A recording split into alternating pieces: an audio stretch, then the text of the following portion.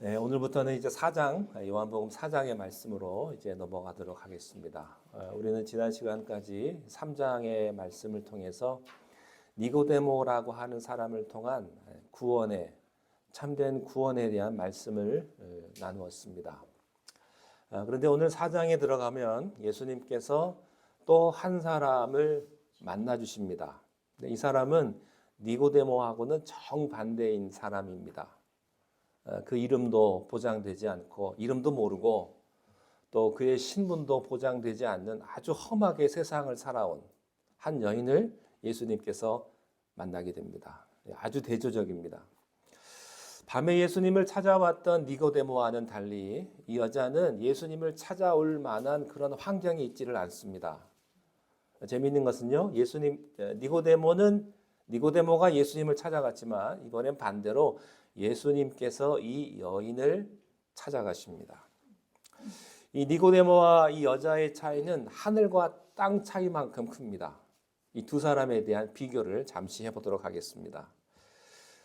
니고데모는 존경받는 유대인입니다. 그런데 오늘 만난 이 사마리아 여자는요, 멸시받고 천대받는 사마리아 여자입니다. 니고데모가 종교적으로 성숙한 바리새인에 속했다고 한다면 이 여자는 종교의 피해를 본 사람입니다. 신앙을 갖고 있지를 않습니다. 많은 사람들이 종교를 가지고 잘난 체들을 하기 때문에 이런 천박하고 이런 불행한 인생을 사는 사람들에게는 종교가 별로 의미가 없다고 하는 것이죠. 여러분, 종교가요, 사람을 살리기도 하고 죽이기도 합니다. 종교는 사람을 축복하고 위로하고 사람을 구원하고 행복해 해야 되는 그게 종교인데도 오히려 종교 때문에 피해를 보는 그런 경우가 있다고 하는 것이죠. 니고데모는 정치적으로 사회적으로 영향력이 있는 관료였습니다. 그래서 그는 어디를 가나 고개를 뻣뻣이 쳐들었고 떳떳한 사람입니다. 근데 반면에 이 여자는요, 자기 이름도 떳떳하게 내놓을 수 없는 그런 사람이 아니겠습니까? 또 니고데모는 존경받는 학자였습니다. 남을 가르치는 입장에 있는 사람입니다. 근데 이 수가성의 사마리아 여인은요, 교육을 받지 못한 그런 사람이에요. 누구를 가르칠 만한 사람이 아닙니다. 누구의 핀잔이나 누구의 비판은 들을 수 있을지언정 누구에게 뭐라고 할 만한 그런 입장에 있는 사람이 아니라는 것이죠. 이 니고데모는 그 당시에 남자들이 받는 특권을 다 받는 사람들이었고요. 이 여자는 그 당시에 많은 여자들이 그랬지만 피해를 보는 여성의 신분을 가지고 있었습니다. 니고데모는 밤에 예수님을 찾아올 만큼 용기가 있었고요. 또 영적인 갈급함이 있었습니다. 그러나 이 여자는 뜨거운 대낮에 사람들을 피해서 물 길러 가야만 했던, 어떻게 보면 사람들을 기피했고 예수님을 기피했던 그런 사람입니다. 예수님이 니고데모를 만났을 때 니고데모에게 요구하십니다. 거듭나야 한다. 이렇게 요구를 하세요. 근데 여자에게는 전혀 그렇게 말씀하지 않습니다. 예수님이 거꾸로 찾아갔고 이 여자에게 내가 너에게 영원히 목마르지 않는 생수를 주고 싶다. 이렇게 선물을 하십니다. 우리는 또 여기서 놀라운 사실을 하나 발견하게 되는데 그것은 두 사람을 예수님이 다 만나 주셨고 이 두 사람 다 예수가 필요했다는 것입니다. 적극적으로 찾아왔던 니고데모에게도 예수님을 필요했고요. 도망가는 수가성의 한 여인에게도 그 여인도 예수님이 필요했습니다. 그렇습니다. 예수님은 저에게도 필요하고 여러분에게도 필요합니다. 니고데모에게도 필요하고요. 수가성의 한 여인에게도 예수님은 필요합니다. 근데 더 놀라운 사실은요. 예수님께서는 가난하고 또 힘이 없고 도망가고 싶은 사람에게 더 적극적으로 찾아간다고 하는 사실입니다. 그것도 선물을 들고 찾아간다는 사실이에요. 자, 또 하나 예수님께서 이 여자를 만나 주시는데 여기서 배울 수 있는 게 또 하나가 있어요. 그것은 우리 예수님께서 사람을 만나 주실 때 그 사람의 형편에 맞게 만나 주신다고 하는 것입니다. 획일적으로 똑같이 만나 주시지 않습니다. 우리 주님은요, 하나님의 아들이시지만 인간의 수준에 맞게 찾아오신 거예요. 마태복음 9장 13절 말씀을 보면 이런 말씀이 있습니다. 너희는 가서 내가 긍휼을 원하고 제사를 원치 아니하노라 하신 뜻이 무엇인가 배우라. 그리고 그 다음에 함께 읽겠습니다. 나는 의인을 부르러 온 것이 아니요 죄인을 부르러 왔노라 하시니라. 여러분, 우리가 왜 교회에 옵니까? 여러분이 의인이기 때문에 교회에 오시는 게 아닙니다. 여러분, 우리가 다 죄인이기 때문에 교회에 나오는 것이고요. 주님이 필요한 거예요. 여러분, 주님은요, 자기가 죄인이라고 생각하는 사람, 머리를 들고 다닐 수 없을 정도로 그런 수치스럽다고 생각하는 사람에게 예수님이 이 죄인의 수준에 맞게 우리를 만나 주신다고 하는 사실입니다. 마가복음 10장 45절 말씀에 또 이런 말씀이 있습니다. 함께 읽겠습니다. 인자가 온 것은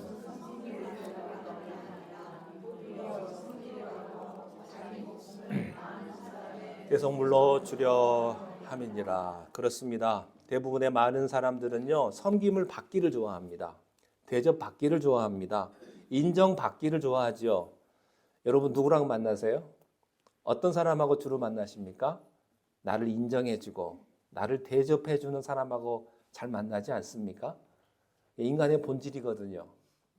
나를 대우해주고 나를 세워주고 그런 사람 만나고 싶지, 나를 무시하고 나를 깔아뭉개는 사람을 누가 만나고 싶어 하겠습니까? 그런데 예수님은 그렇게 말씀하지 않으셨어요. 내가 섬길 사람을 내가 찾는다 그랬습니다. 나의 도움과 나의 인정과 나의 섬김을 받아야 할 사람들은 예수님은 찾아가서 만나셨다고 하는 것입니다.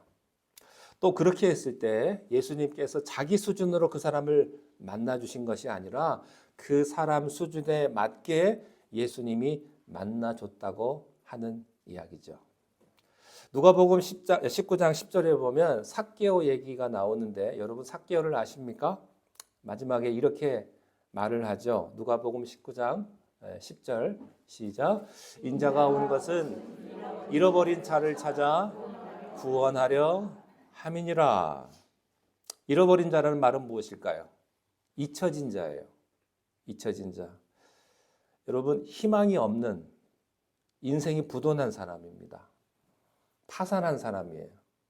아무 누구도 기억해 주지 않는, 내일이 없고 희망이 없고 소망이 없는 이런 사람들을 우리는 잃어버린 자라고 말을 합니다.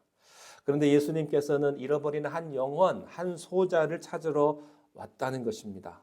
하늘 보좌를 버리시고 이 땅에 오신 이유는 잃어버린 사람들, 잊혀진 사람들, 기억하지 않는 사람들, 자존감이 땅에 떨어진 사람들, 자살하고 싶은 사람들, 삶의 목적과 의미를 잃어버린 사람들, 그 한 영혼을 위해서 예수님께서 이 세상에 오셨다고 하는 것이죠. 이 모든 예수님이 오신 목적을 우리가 종합해 보면 예수님은 언제나 그 마음속에 잊혀진 사람, 소외된 사람, 그 한 영혼을 통해서 자기 생명을 다 쏟아부으셨고 자기 신분을 바꾸셨고 자기 삶 전체를 주셨다고 하는 것입니다. 이게 교회입니다. 이게 교회의 본질과 사명이라고 하는 것이죠. 예수님은 사람을 만날 때마다 그 사람의 처지와 형편에 따라서 만나 주셨습니다. 예를 들어서 니고데모를 만나 주셨을 때는요, 니고데모는 굉장히 똑똑하고 고급 관료였어요. 근데 그 사람에게는 예수님이 거듭나라고 요구를 하십니다. 근데 수가성의 여인에게는요, 아무것도 요구하지 않습니다. 요구해봐야 들을 수도 없죠. 그 대신에 선물을 하나 주세요. 내가 영원히 목마르지 않은 생수를 너에게 주고 싶다. 바리새인과 사두개인을 만났을 때는 어떻게 합니까? 예수님이 이 외식하는 자요. 이렇게 그들을 굉장히 꾸짖으십니다. 굉장히 노여하시면서 신앙생활은 그렇게 하는 것이 아니다라고 굉장히 엄하게 예수님이 꾸짖으셨죠. 부자 청년을 만났을 때 예수님은 어떻게 말씀하셨습니까? 내 재산을 다 팔아 가난한 자에게 주라. 이렇게 말씀하셨어요. 예. 여러분, 그 부자 청년에는요, 그게 구원이었습니다. 뭐 율법 얘기 안 하셨어요. 예. 다른 얘기 안 하셨습니다. 내 재산 다 팔아라 이렇게 얘기하셨습니다. 삭개오를 만나서는 어떻게 얘기하셨습니까? 삭개오를 만나서는 삭개오는 부자였어요. 권력도 있는 사람이었습니다만 삭개오에게는 돈 얘기 안 하십니다. 무슨 얘기 하시냐면 내가 오늘 너희 집에 가고 싶다. 너와 함께 밥을 먹고 싶다. 내 집에서 내가 하룻밤 너와 자고 싶다. 이렇게 말씀하세요. 소경 바디메오에게는 예수님 뭐라고 말씀하십니까? 내 믿음대로 될지어다. 이렇게 말씀하세요. 간음하다가 현장에 붙잡힌 여인에게는 뭐라고 말씀하십니까? 너 왜 죄를 지었느냐? 이렇게 책망하지 않으셨어요. 너 왜 그렇게 나쁜 죄를 지었느냐? 비판하지도 않으셨어요. 가라. 내가 용서하겠다. 가서 두 번 다시 죄를 짓지 말라. 오히려 위로하고 격려하셨던 예수님을 우리가 볼 수가 있습니다. 이분이 예수님이십니다. 예수님은 모든 사람들에게 똑같은 율법을 요구하지 않습니다.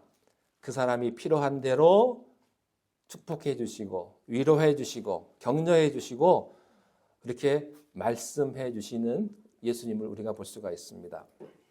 오늘 우리들이 배워야 할 부분들이 여기에 있는 것 같습니다. 사람들은요, 자기 수준에서 다른 사람들에게 요구를 합니다. 내 수준으로 오라는 것입니다. 여러분, 그렇지만 복음은요, 그 사람 수준으로 내려가는 거예요. 병든 자에게는 병든 자의 모습으로, 무식한 자에게는 무식한 대로, 유대인에게는 유대인에게로, 헬라인에게는 헬라인에게로 그 사람의 위치와 형편과 환경에 따라서 내가 그 자리로 내려가 주는 것이 복음이라고 하는 것입니다. 여러분, 중요한 것은 그 사람의 신분이 아니라 그분의 영혼입니다. 위로하고 격려하고 그리고 축복해 주는 거예요. 예수님은요, 신분이 낮은 사람일수록 까다롭게 안 하십니다. 근데 우리들은 정반대예요. 신분이 낮은 사람일수록 까다롭게 합니다. 따지는 게 많아요. 요구가 많습니다. 자기보다 낮은 사람일수록. 여러분, 예수님의 마음은 여러분의 마음만큼 낮아지십니다. 여러분의 신분만큼 예수님은 낮아지셔서 여러분의 친구가 되시고 위로자가 되시고 우리를 축복해 주신다고 하는 사실입니다. 자, 그렇다면 어떻게 이 여자가 예수님과 만났을까요? 그 배경이 굉장히 재밌습니다. 오늘 보면 1절에서 3절까지 말씀을 보면 이 수가성의 한 여인을 만나게 되는 그런 배경이 설명되어 있는데 이 배경 속에서도 예수님의 두 가지의 독특한 모습을 발견할 수가 있어요. 1절부터 3절 말씀까지 우리 함께 읽겠습니다. 시작. 예수께서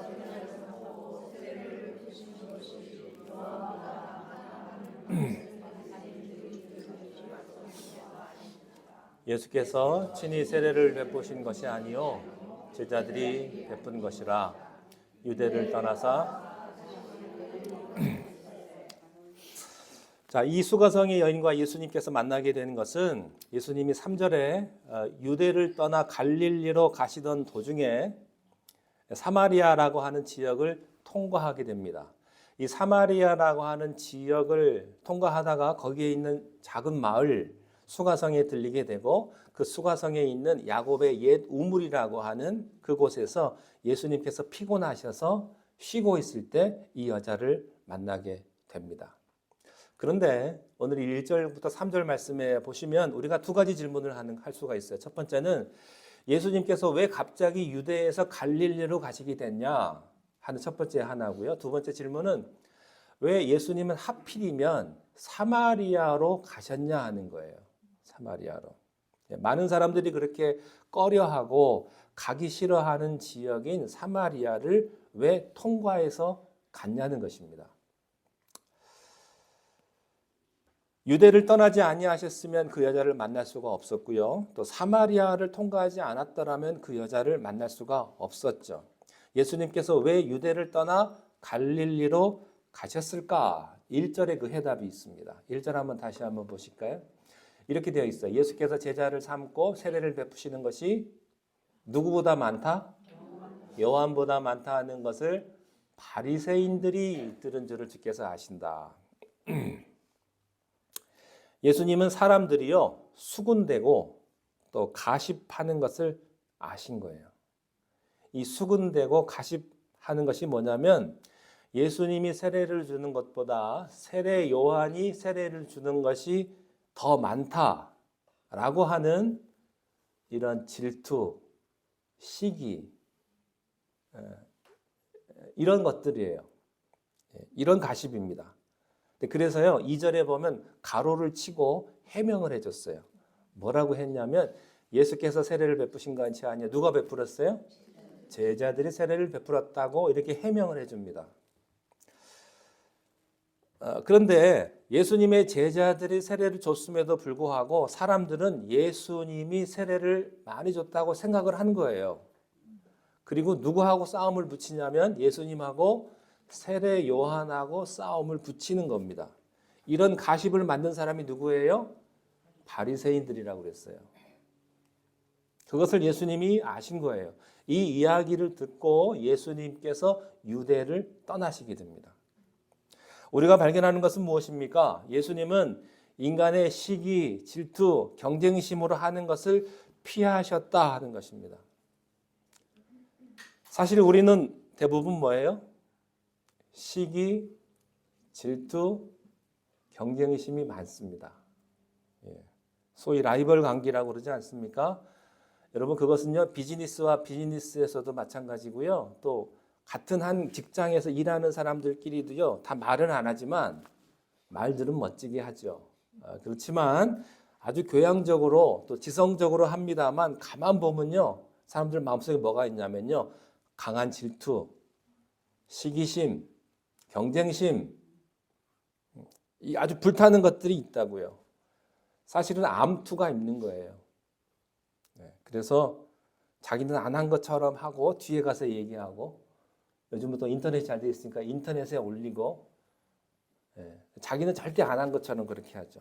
뒤에서 장난하고 겉과 속이 다른 그게 인간의 본질입니다. 근데 여러분 세상만 그럴까요? 목회에서도 보면요. 장로님들끼리, 권사님들끼리 시기, 질투, 경쟁심 없을까요? 있어요. 있어요. 그것으로 속상해하고 상처받고 그리고 뒤에 가가지고 그냥 확 긁어버리는 거예요.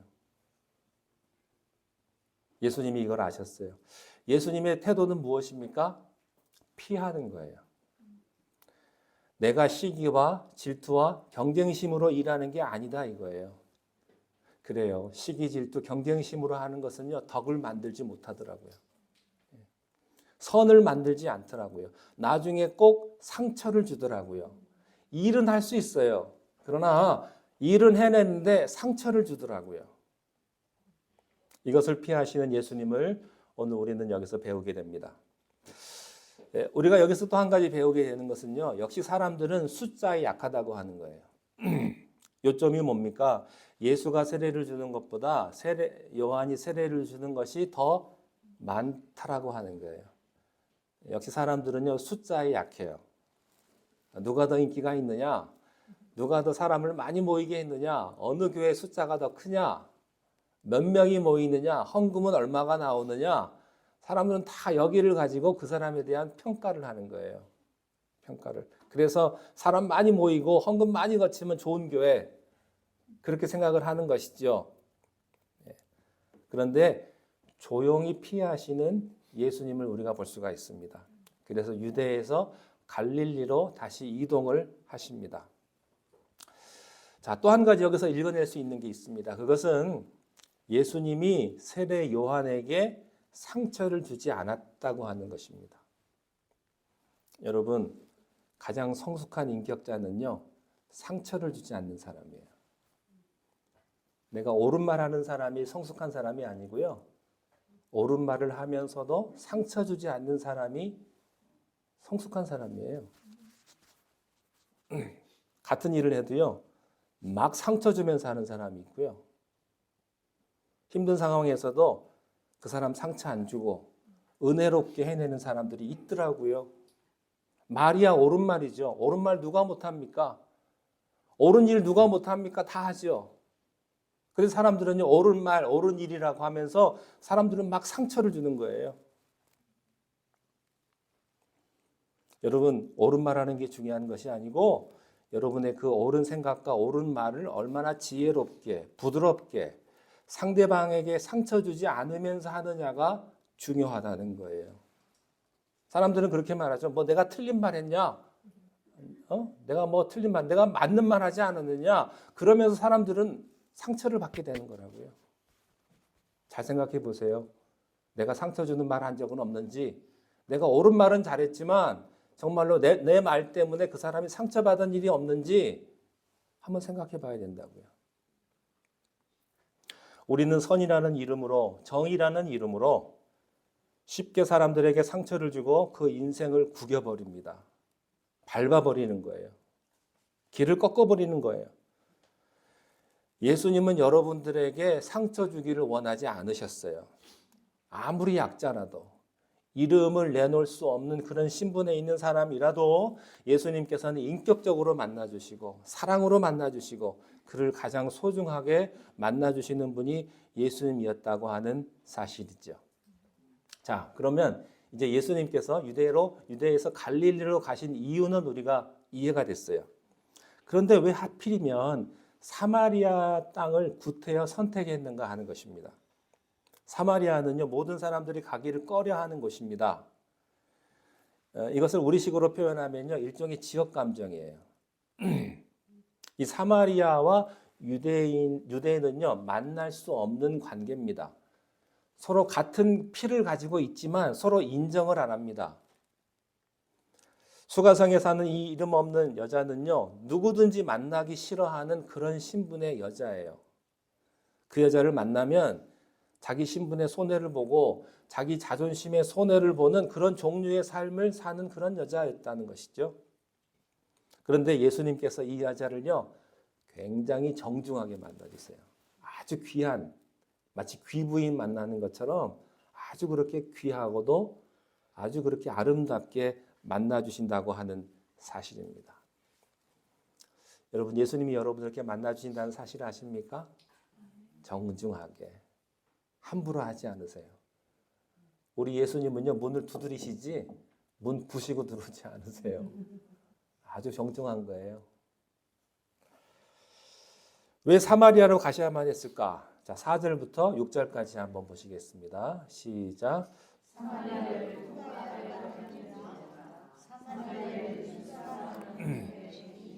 야곱이 그 아들 요셉에게 준 땅이 가깝고 거기 또 야곱의 우물이 있더라. 예수께서 길 가시다가 피곤하여 우물 곁에 그대로 앉으시니 때가 6시쯤. 4절에 보시면 우리가 이해할 수 있는 게 그 뭐냐면 예수님께서 이렇게 사마리아로 통과해야 하겠다. 이것은 예수님의 의지적인 결단입니다. 예수님께서 가기를 원하셨던 거예요. 근데 우리가 말이죠, 내가 불편하면 다 피해 가잖아요. 그 집도 피해 가고 그 땅도 피해 가고 차라리 내가 안 본다 이거예요. 내가 불편한 사람 있으면요, 고개도 그쪽으로 안 쳐다봐요. 조금 돌아가도 내가 돈 더 쓰고 돌아가지 내가 글로는 안 가잖아요, 사람이. 내가 불편하니까. 멀어도 싫으면 차라리 멀리 가는 게 낫고 피하는 게 인간이거든요. 근데 예수님의 생각은 그렇지 않았어요. 의도적으로 그 땅을 갔다고 하는 것입니다. 선교란 무엇입니까? 가기 싫은 땅을 가는 거예요. 예수님의 마음이에요. 모든 사람들이 다 싫어하는 것을 하는 것이 선교의 마인드예요. 그것이 예수님께서 세상에 오신 목적입니다. 여러분, 교회에서도요, 예수님의 마음을 가진 사람은 어떤 사람인 줄 아세요? 남들 다 하기 싫은 걸 그 사람 하는 거예요. 사람 다 똑같죠. 힘든 일을 하기 싫고 지저분한 거 하기 싫은 건 다 똑같아요. 근데 예수님의 마음 가진 사람은요, 내가 해야지. 그런 거 하는 거예요. 남들 하기 싫은 거를. 이 유대와 사마리아의 관계는요, 구약 아수르 때부터 시작이 됩니다. 집단 이주를 시켰는데 그 사마리아라고 하는 이스라엘의 한 복판에다가 집단 이주를 시켜버린 거예요. 지도가 있으면 좀 보여주시겠습니까? 자, 이스라엘 지도인데 밑에 유대가 있고 위에 갈릴리가 있어요. 그 가운데 어디가 있어요? 사마리아가 있어요. 그리고 사마리아에 수가라고 하는 성이 있습니다. 소위 말하면 이방 민족들이 들어와가지고 혼혈이 된 거예요. 혼혈. 순수 혈통을 자랑하는 유태인들에게는 그 혼혈이라는 사실이 아주 치욕적인 것입니다. 그러니까 자기들 딴에는 이렇게 생각한 거죠. 잡종이 돼버렸다 이거예요. 잡종이. 그래서 사마리아 사람들을요, 개처럼 취급을 했습니다. 그러니까 이 사람들 보기에는 우리들은 선민인데 이들이 우리의 피를 더럽혀서 잡종이 돼버렸다는 거예요. 그래서 그 종교적인 분노가 있었어요. 그래서 깔보고 무시하고 사람 취급을 안 한 것입니다. 그러니까 상대적으로 사마리아 사람들은요, 반대로 또 상처를 받은 거예요. 같은 피인데. 이 혼혈의 문제가 있고요. 이 혼혈을 하다 보니까 이방 종교가 그들에게 들어온 거예요. 야훼 종교 안으로 들어온 것입니다. 그 풍습이. 그래서 사마리아 사람들은요, 시편이나 예언서를 인정하지 않습니다. 오직 모세 오경만 인정을 했습니다. 그리고 예배를 드리는 장소도 그들은 하나님께서 신명기에 보면 하나님께서 한 장소를 정해서 아브라함에게 제사를 드리라고 했거든요. 그곳이 어디냐면 세겜, 그리심산이라고 하거든요. 그곳이 바로 사마리아에 있어요. 그래서 예루살렘 성전에서 예배를 드리는 것이 아니고 세겜 땅, 야곱의 옛 우물이 있는 그곳, 그리심산, 그쪽에서 예배를 드려야 된다고 그들은 잘못된 해석을 했었죠. 그러니까 유다인의 입장에서는 종교적으로도 문제지만 혈통으로도 문제고 또 예배 드리는 것으로도 문제가 됐던 거예요. 왜? 모세 오경만 인정하기 때문에 시편이나 다른 모든 것들은 다 인정하지 않았기 때문이죠. 그래서 사람들은요, 그들을 인정을 하지 않은 거예요. 철저하게 지역 감정을 가지고 사마리아는 아예 들어가지를 않았습니다. 자, 4절 한번 다시 한번 보실까요?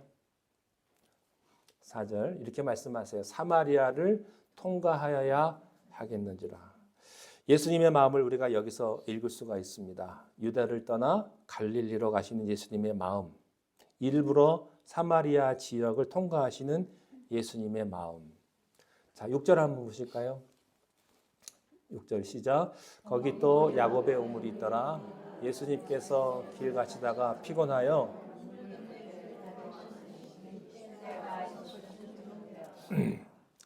예수님께서 피곤해서 야곱의 옛 우물 옆에 그대로 앉으셨습니다. 여러분 혹시 그림을 그릴 수가 있으시겠습니까? 아주 그 험악한 땅, 아무도 환영해주지 않는 그런 곳에 가셔서 예수님이 갔는데 너무 지치신 거예요. 그래서 그곳 우물 옆에 덜썩하고 앉으신 것입니다. 한국에 있을 때요, 그 새벽 기도를 가잖아요. 근데 차가 없을 때는 이제 첫 차를 타고 이제 가거나 또 금요 차라가 있으면 이제 막차를 타고 이제 집으로 오는데 막차 끊기기 전에 막 뛰어가야 돼요. 그 시간 맞춰서 타야 되니까. 근데 새벽에 첫 차를 타든 막차를 타면 그 버스 안에서 자고 있는 사람이 있습니다. 그런 거 보셨죠? 너무너무 일이 힘들어가지고 지쳐가지고 푹 하고 자고 있어요. 교회에서도 보면요, 새벽 기도 있죠. 또 수요일 저녁 예배 있죠. 목요일 찬양 예배 있죠. 금요 차례 있죠. 이걸 다 참여하는 거예요. 교회에 나오시는 분들, 교인들을 보면. 주일날도요, 아침 일찍 나가서 주일학교 반사하죠. 성가대 연습하죠. 대예배 보죠. 오후에 또 성가대 연습하죠. 오후에 주일학교 2부 순서 있죠. 그러고 나서 저녁 예배를 드리면 골아 떨어지는 거예요. 예배 드리는데. 그분들을 보면 참 제가 마음속에 저는 전도사니까 저는 제 일이 그거니까 당연하지만 그분들은 또 내일 아침 일찍 또 일하러 나가야 되거든요. 그 모습을 보면 참 안 됐어요. 참 측은했던 그런 모습들이 생각이 납니다. 아마 예수님이 그런 모습이 아니셨을까 그런 생각을 해봅니다. 너무나 일이 지치셔서 사역을 하시다가 그 우물 곁에 털썩하고 주저앉으신 거예요. 얼마나 얼마나 힘들고 어려웠으면 다른 제자들은 다 먹을 것을 구하기 위해서 다른 동네로 갔고 예수님만 그곳에 앉아서 쉬셨을까? 자, 때가 6시라고 했습니다. 이것을 오늘 시간으로 하면 정오 12시예요. 여러분 중동의 정오 12시의 태양을 혹시 생각해 보셨습니까? 세크라멘토에서도요. 아주 더울 때 낮 12시에는 사람들이 밖에 없습니다. 너무 뜨거우니까. 아무도 지나다니는 사람들이 없어요. 아무도 물 들어오는 사람이 없어요. 물 들어오는 것은 저녁에 선선할 때 물 들어옵니다. 근데 이때 한 여자가 나타납니다. 물동이를 들고. 아무도 다니지 않는 그 시간에 물 일러 오는 한 여자가 있었습니다. 근데 이 여자를 예수님이 만나신 거예요. 여러분, 예수님은 여러분들이 가장 힘들고 어려울 때 예수님은 그때 거기에 계십니다. 여러분이 함께 하십니다. 그리고 예수님은 여러분들을 어루만져 주시고 위로해 주시고 축복해 주신다는 사실을 여러분 꼭 기억할 수 있기를 바랍니다. 자, 7절부터 9절까지 한번 쭉 읽겠습니다. 시작. 사마리아 여자 한 사람이 물을 기르러 왔음에 예수께서 물을 좀 달라 하시니 이는 제자들이 먹을 것을 사러 그 동네에 들어갔음이로라. 사마리아 여자가 이르되 당신은 유대인으로서 이는 유대인이 사마리아인과 상종하지 버림받은 여자, 인생에 목마른 여자, 삶의 의미와 목적과 희망을 잃어버린 이 여자, 사람들이 싫어서 정오에 물길러 온 여자. 사람들이 얼마나 싫었으면 낮 12시에 물을 길르러 왔겠습니까? 그러나 이 여자를 대하시는 예수님의 태도를 보십시오. 아주 정중합니다. 그리고 이렇게 말씀하십니다. 혹시 물을 기르면 나에게 물 좀 줄 수가 있겠소? 우리가 여기서 발견하는 것은 예수님의 화법입니다. 사람을 대하는 태도입니다. 억누르지 않고 강요하지도 않고 그 여인을 존경하면서 따뜻하게 접근을 하는 것입니다. 여러분, 예수님은 이 여자를 다 아셨습니다. 남편이 5이나 있었던 이 여자를 예수님이 다 아셨어요. 이 여자가 누구라는 것 다 아십니다. 여러분, 예수님은 여러분을 다 아십니다. 여러분들이 지금 아주 멋지고 점잖게 앉아 있어도요, 여러분 속에서 무슨 고민을 하는지, 무슨 아픔이 있는지 우리 주님 다 아신다고요. 그래서 우리 주님 만나면 내가 몸둘 바를 모르는 거예요. 왜냐하면 나의 모든 잘못된 것들을 다 아시기 때문에.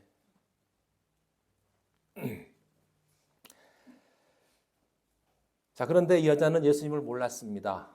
웬 남자가 나타나가지고 이 유대인 남자가 무시당하는 사마리아 사람인 나 같은 여자에게 말을 걸어주나 충격을 받을 뿐이었습니다.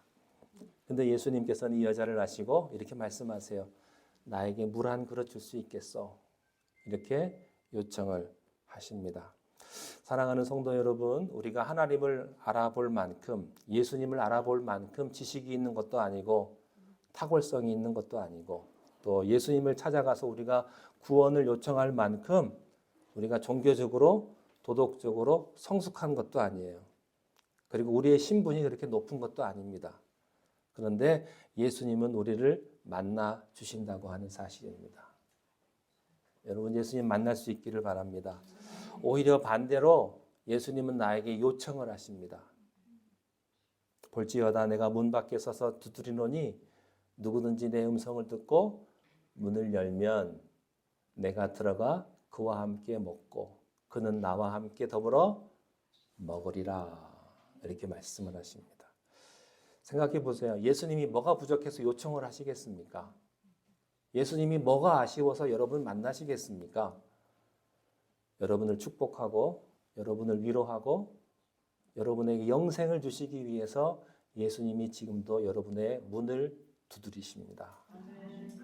이 설교를 통해서 두드리시는 예수님에게 그 문을 활짝 열 수 있는 그런 축복이 여러분에게 있기를 바랍니다. 기도하겠습니다.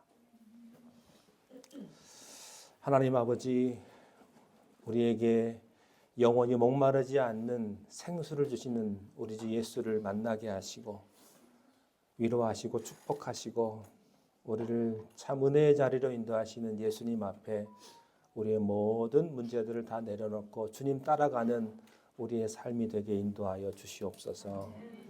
예수님의 이름으로 기도하옵나이다. 아멘.